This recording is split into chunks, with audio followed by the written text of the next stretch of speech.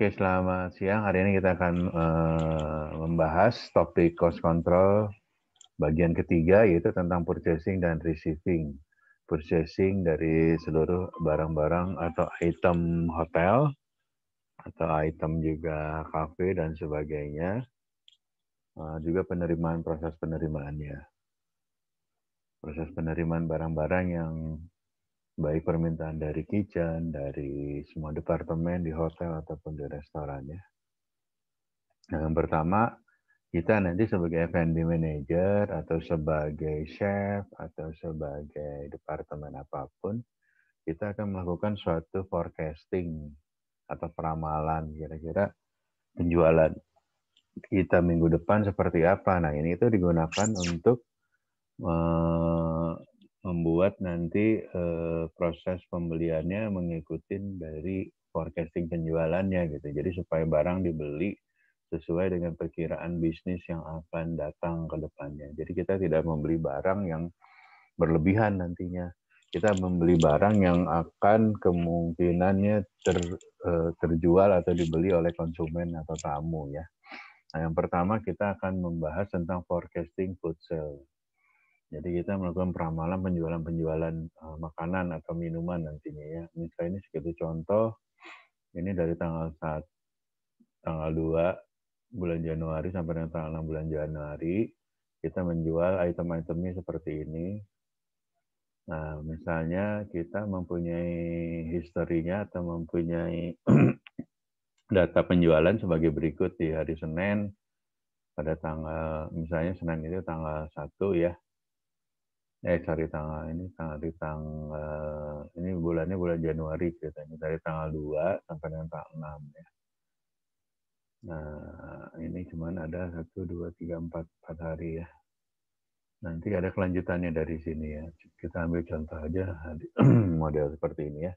Misalnya hari Senin kita item raw chicken lakunya 70, Selasa 72 dan sebagainya, sampai dengan Jumat 77. Jadi selama seminggu, kebetulan ini weekend tutup, ini cerita restoran ini ya. Jadi total weekend, total seminggu ini penjumlahan dari ini semua totalnya 365. Jika dibagi dalam 5 hari menjadi rata-rata per hari terlakunya adalah 73. Begitu pula dengan item-item selanjutnya ya. Nah, ini item total dari penjualan F&B, misalnya ini jualannya cuma ayam doang, chicken doang ya. Jadi totalnya selama dari Senin sampai dengan Jumat lakunya 1.500 portion ya menunya ya. Rata-rata sekitar 300 portion atau 300 food item yang laku ya. Nah, dari sini nanti kita bisa lihat nih menu-menu apa yang populer atau sebelumnya nanti popularity index. Menu populer ini digunakan oleh chef dan F&B, juga GM kalau di hotel, untuk menganalisa menu-menu apa aja sih yang laku, yang populer gitu kan. Nah, menu-menu populer ini kita akan pertahankan. Mungkin tahun depannya kita akan menu yang sama, tapi jika nanti ada yang slow moving ya, lawannya dari populer, slow moving itu yang menu yang tidak atau kurang terjual, itu nanti kita evaluasi. Mungkin di bulan depan atau tahun depan menu tersebut tidak akan kita jual lagi di dalam menu kita ya. Ya perlu diketahui di era new protokol ini kita menu di hotel atau di restoran tidak menggunakan manual lagi menu ya, karena menghindari terjadinya kontaminasi setiap orang megang menu. Jadi kita menggunakan QR code ya. Jadi di QR code itu nanti sudah dimasukkan menu-menunya itu supaya hygiene ya, itu sebagai informasi aja ya. Nah, popularity index seperti yang saya sampaikan tadi, jadi ini menu yang paling populer di menu ini adalah misalnya ini, mohon maaf ini roast pork gitu ya. Nah, ini lakunya rata-rata 115. Ini total seminggunya, ini rata-rata per hari. Seperti saya sampaikan bahwa menu popularity ini digunakan chef dan F&B manager untuk menganalisa menu mana aja yang banyak terjual ya. Jadi rumusnya adalah total number of specific menu item, total number menunya berapa banyak yang laku ya, dibagi dengan seluruh menu yang kita jual. Jadi misalnya kayak tadi ini dibagi dengan totalnya yang laku, itulah menu popularity. Jadi misalnya ini 365 dibagi 1.500 ya. Next. Nah, selain tadi menu popularity index, kita juga bisa membuat prediksi nih, kira-kira nanti minggu depan akan terjualnya berapa banyak. Jadi tadinya number of guests yang kita harapkan datang dikali item popularity ya.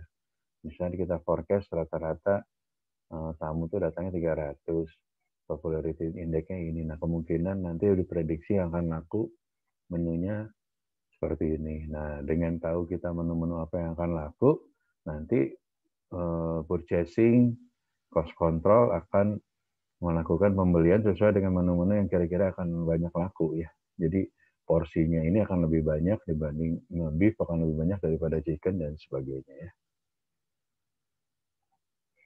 Nah, forecasting food sale itu kita banyak kan ketidakpastian, uncertainty ya, dalam mengukur kira-kira berapa banyak sih tamu yang akan datang ke hotel kita, ke restoran kita di setiap harinya. Banyak faktor yang mempengaruhi jumlah tamu tersebut ya, atau jumlah konsumen tersebut. Satu dari yang lain adalah competition ya. Jadi kalau banyaknya restoran, ada restoran baru, ada hotel baru, itu mempengaruhi. Biasanya kan orang kita secara umum orang akan mencoba sesuatu hal yang baru ya. Jadi biasanya restoran atau hotel itu akan mempunyai masa golden year tuh setahun 2 tahun itu dia masih rame ya. Jadi makanya kalau dulu tuh tingkat persaingan misalnya kafe-kafe di Bandung itu ya, umurnya itu life-nya itu bagus. Kalau yang restoran atau independen nih ceritanya, restoran independen yang punya competitive advantage yang baik itu, dia bisa melewati 3 sampai 5 tahun. Nah, biasanya kalau restoran atau kafe yang kurang baik itu sebelum 3 tahun tuh udah mulai tidak ada market, udah mulai apa namanya penjualannya kurang. Biasanya ya kurang kreatif itemnya, atmosfernya, atau acara-acaranya, packagingnya dan sebagainya ya, promotion packagingnya ya. Yang kedua masalah cuaca juga mempengaruhi ya. Kalau misalnya cuacanya hujan terus atau panas terus pasti kan mempengaruhi jenis makanan yang akan dijual. Kalau hujan terus mungkin orang menghindari keluar dan sebagainya ya. Special event ini pengaruh juga nih, misalnya event di kota tersebut, di Jakarta atau di Bandung nih eventnya banyak gitu.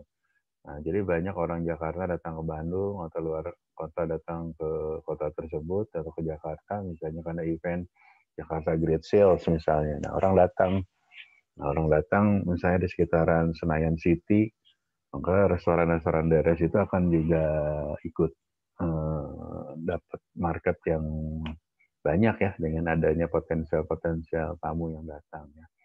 Terus adanya hari liburan juga mempengaruhi. Jadi nanti kita biasa di hotel atau di restoran holiday.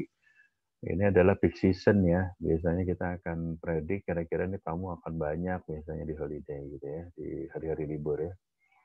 Nah, facility occupancy. Nah, ini biasanya kalau restoran yang nempel di rumah sakit, asrama, hotel dan sebagainya, itu mempengaruhi juga ya. Jadi di mall dan sebagainya. Bisa jadi availability parkingnya ada satu mall yang kalau parkir di situ susah gitu. Tapi parkir di situ susah itu menjadi strength dan jadi weakness ya. Strength-nya orang mikir, oh berarti rame terus gitu ya. Jadi ada beberapa pengusaha yang sengaja parkingnya itu tidak terlalu diperbesar, diperkecil, jadi sehingga terjadi antrian untuk menunjukkan bahwa mall tersebut atau restoran tersebut ramai ya. Tapi itu bisa menjadi weakness ya, kalau orang susah parkir, orang akan pindah ke restoran lain atau mall lain dan sebagainya ya. Terus pengaruh dari iklan kita juga di advertising ya, dari promotion. Sekarang kan menggunakan digital marketing ya, dengan kita punya Instagram-nya, Facebook-nya, spreadsheet apa namanya penyebarannya. Promosi-promosi ini mempengaruhi juga ya. Biasanya kan nanti ada berapa view-nya, berapa like-nya dan sebagainya. Itu diharapkan akan akan mempengaruhi. Nanti juga kita biasa menggunakan KOL ya, Key Opinion Leader atau influencer yang sekarang terkenal. Jadi itu yang akan membantu menjual atau mempromosikan produk-produk atau restoran kita atau hotel kita ya.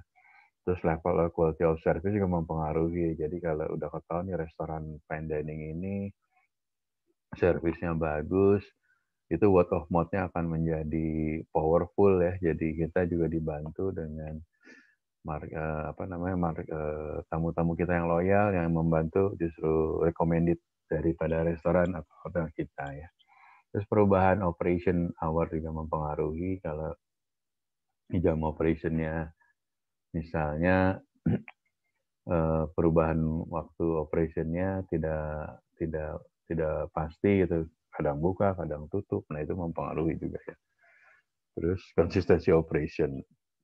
konsistensi dari level of service juga mempengaruhi ya. Jadi kita akan datang, misalnya contoh ada satu brand yang bagus tuh kayak McDonald ya. McDonald dimanapun akan standar gitu ya. Kita makan di Singapura, di Indonesia, di Jakarta, di daerah, di Sumatera, mungkin di Papua kalau ada McD itu, mulai dari taste, harga itu akan sama ya. Itu yang dinamakan oleh operational consistency ya. Biasanya kita akan selalu menghadapi ya, misalnya kita biasa makan di resto atau kafe ini enak gitu, terus tiba-tiba kita nyobain kok beda gitu, terus kita tanya ke waiternya kenapa ini, biasanya ganti chef atau biasanya kalau ganti operation juga mempengaruhi ya, makanya beberapa hotel atau mungkin restoran Padang kan mempunyai resipi yang sangat dirahasiakan dan si chefnya itu akan menjadi bagian dari kesatuan operasional, jadi akan selalu terjaga mutunya, rasanya dan sebagainya ya. Yang selanjutnya kita melakukan satu peramalan penjualan beverage, salah satunya alkohol. Nah, alkohol ini kan banyak dijual baik di kafe, di pub, atau di restoran ya.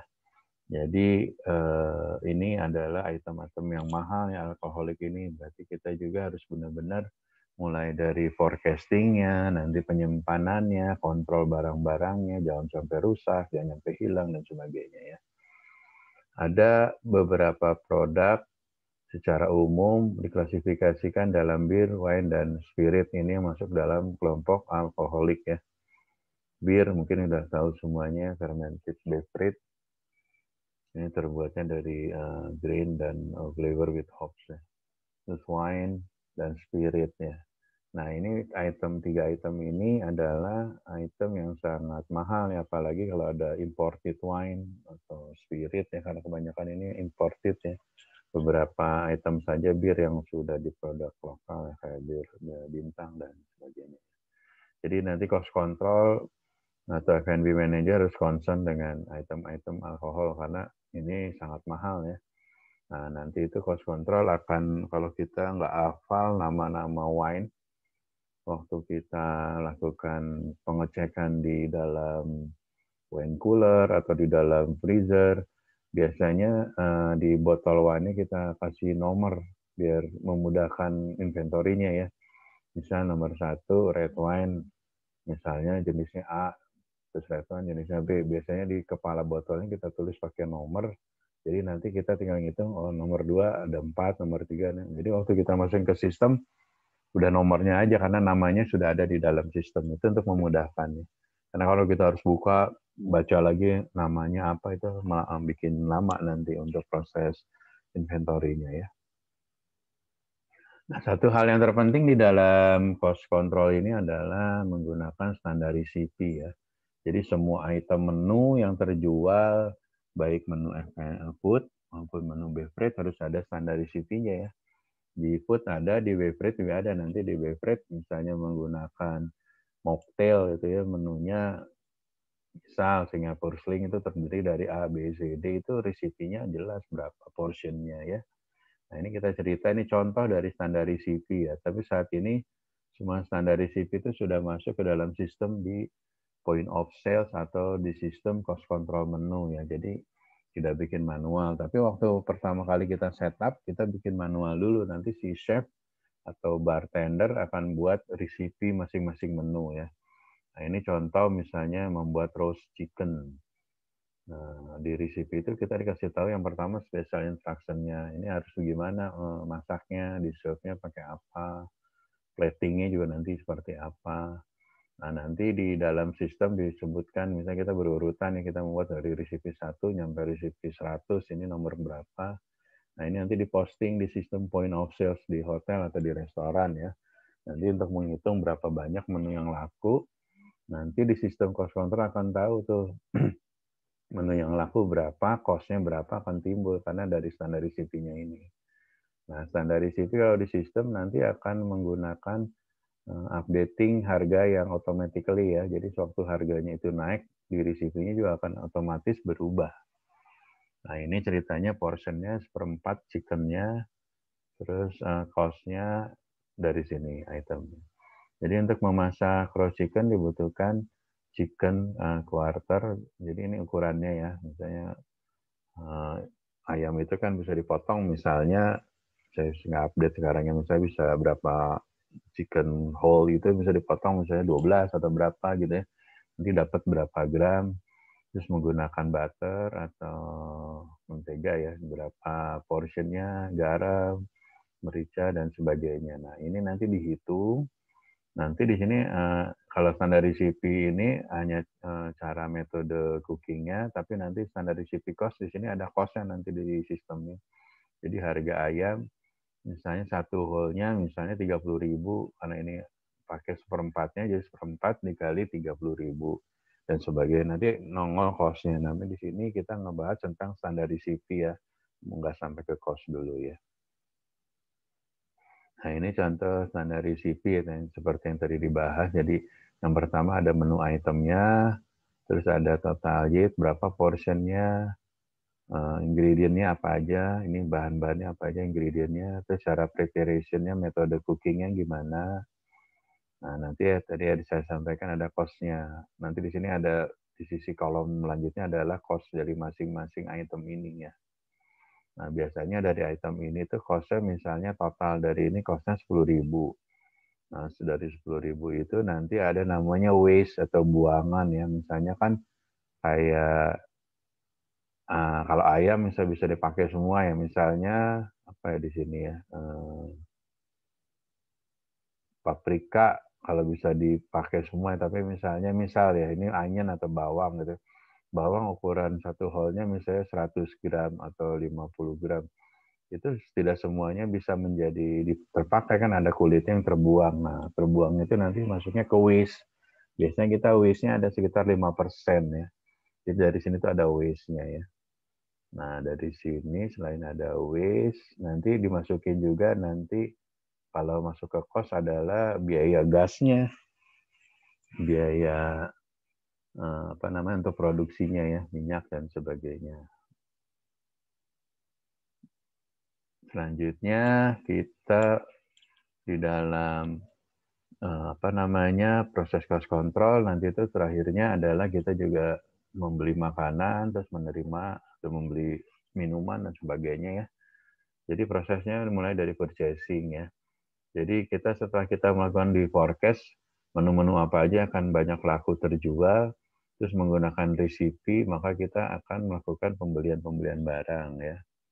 Nah, pembelian barang itu kalau di hotel di restoran kita akan membuat namanya nanti purchase request. Jadi si chef atau F&B manager, bartender akan bikin purchasing apa requisition. Tapi kalau di kitchen kita karena itu dia belanjanya setiap hari, namanya daily market list ya. Jadi daily market list itu adalah item-item makanan yang akan dibeli oleh kitchen setiap harinya. Biasanya si chef akan ngirim purchasing ini market listnya setiap siang, misalnya jam 2 ya, jam 2 siang. Nah, nanti jam 2 siang si purchasing akan beli ke vendor-vendor melalui telepon atau melalui email dan sebagainya, dan barangnya akan besok paginya akan masuk ke hotel atau restoran. Nah, si chef itu sebelum mengorder makanan itu dia akan ngecek dulu stoknya di gudang ada berapa banyak, terus menu yang akan dijual apa aja, makanya dia akan belinya sesuai dengan atau ordernya akan sesuai dengan produk yang dibutuhkan ya. Jadi nanti yang harus di apa namanya dititik beratkan bagi chef, bagi purchasing itu barang-barang apa yang akan dibeli, Terus harus juga kita melakukan perbandingan harga ya, atau price comparison ya. Biasanya kita di hotel atau di restoran kita pakai 3 vendor ya, kita bandingkan harga mana yang paling murah. Yang kedua, selain faktor harga, delivery-nya, delivery time-nya. Ada beberapa vendor yang ngirimnya nggak tepat waktu atau barangnya tidak ada selalu stoknya gitu ya. Jadi tidak selalu melulu mengenai harga, juga kemampuan vendor itu mengirim tepat waktu dan sebagainya ya. Nah, terus supply-nya tadi selalu ada atau enggak. Kadang-kadang kita juga males kalau vendor bilang di order barangnya nggak ada dan sebagainya ya. Nah, ini nantinya waktu kita sebelum melakukan pembelian, penerimaan barang itu, si chef, FP manager akan bikin yang namanya sample product specification ya. Misalnya ini contohnya di sini daging yang bacon ya. Jadi di sini standarnya grade-nya apa yang dipakai ini dari si chef ya. Terus beratnya berapa, packagingnya apa. Nah ini tuh standar ini biasanya kita foto, kita simpen di receiving atau di kitchen. Jadi siapa yang beli di purchasing, siapa yang terima di receiving, siapa yang masak di kitchen, produknya sama gitu, harus tahu bahwa misalnya untuk semangka gitu ukurannya berapa gram, warnanya merah, atau di foto masing-masing itu. Jadi nanti siapapun yang terima barang, siapapun yang beli barang, harus sama visinya, sama dengan yang chef atau bar inginkan ya. Nah ini spesifikasi ini tadi saya sampaikan, jadi standar purchase specification itu nanti akan difoto ya di kitchen, di receiving, dan di purchasing supaya standarnya seragam. Siapapun orangnya akan sama itunya produknya ya. Nah, selanjutnya kita akan membahas tentang pembelian wine ya. Nah, wine ini tuh kan karena sangat mahal, ini kan import, semuanya imported item. Jadi kita juga sebelum menjual wine kita tahu dulu market yang kita akan sasar siapa nih produknya. Misalnya kalau di hotel marketnya Russian, orang Rusia market, dia seringnya belanja beli wine-nya by botol gitu. Atau banyaknya marketnya Australian, berarti kita harus sediain Australian wine gitu ya. Terus model jualannya ada by glass atau by bottle, karaf dan sebagainya. Nah, ini mempengaruhi. Jadi jangan nanti kita jualannya marketnya per gelas, tapi kita jualan misalnya botolnya yang gede, nanti takutnya nggak laku, expired atau rusak, spoil dan sebagainya ya. Itu mempengaruhi dari market kita mempengaruhi apa yang kita akan beli di tipe wine ini ya. Ini contoh dari wine list, ini ada ukuran-ukurannya ya. Biasanya nanti cost control harus tahu nih. Misalnya ada yang 375 ml ya, atau 0,375 liter, ada yang 750 ml. Ini ukuran-ukuran ini ya.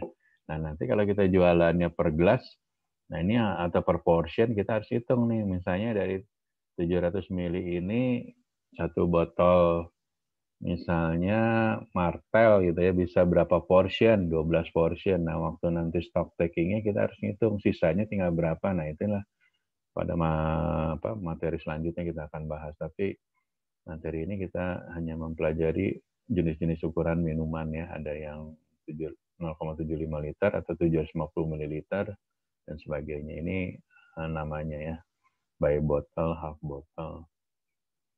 Ini jenisnya. Kalau 1,5 liter istilahnya magnum, atau 3 liter double magnum dan sebagainya. Selanjutnya setelah kita tadi tahu item-item yang akan dibeli, biasanya cost control, tadi kan kita departemen akan order ya ke purchasing, namanya purchase request. Nah, purchase request itu tadi udah kita compare dari 3 vendor, maka bisa dipilih vendornya A gitu ya. Nah, si purchasing akan melakukan pembelian dan dia akan membuat yang namanya purchase order ya. Contohnya seperti ini, tapi sekarang ini purchase order kebanyakan udah menggunakan by system ya, jadi tidak manual lagi, semuanya udah by system. Di situ nanti vendornya sudah ada, harganya sudah ada, ikutin dari last purchase ya, kecuali dia baru order baru, dia harus posting. Tapi kalau udah ordernya berulang-ulang, dia tinggal panggil aja nama vendornya apa, itemnya apa, dia udah ada di sistem. Akan nongol nanti harga terakhirnya berapa dan sebagainya. Nah, di dalam PO ini informasinya adalah pertama nama vendor ya. Nama vendor di sini, terus tanggal PO ya. Tanggal PO itu nanti diperlukan untuk supaya si vendor ngasih tahu ya bahwa tanggal PO tanggal misalnya sekarang tanggal 10 Oktober barang itu harus diterima 2 minggu sebelum tanggal, berarti tanggal 10 tambah 14 hari ya sebelum tanggal 24 gitu kan. Nah itu nanti di sini ada disclaimer-nya bahwa barang harus diterima 2 minggu sebelum berapa, misalnya dari tanggal PO ya.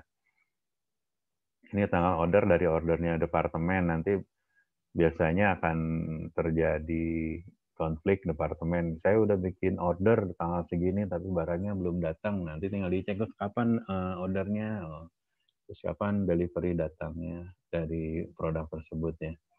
Nanti ada siapa yang order, tanda tangan. Biasanya kalau di hotel yang tanda tangan adalah kalau PO ada purchasing manager, terus director of finance, terus general manager ya. Nah ini item-itemnya tadi spesifikasinya itemnya apa aja, ada harganya, terus ada total harga, terus model delivery-nya, misalnya di delivery dalam kondisi dingin, pakai box dan sebagainya, komen misalnya, bisa aja komen apa aja, misalnya komen dari si purchasing-nya, tolong datang jam 5 karena akan dipakai wedding event, misalnya jam 7 dan sebagainya. Nah lanjut.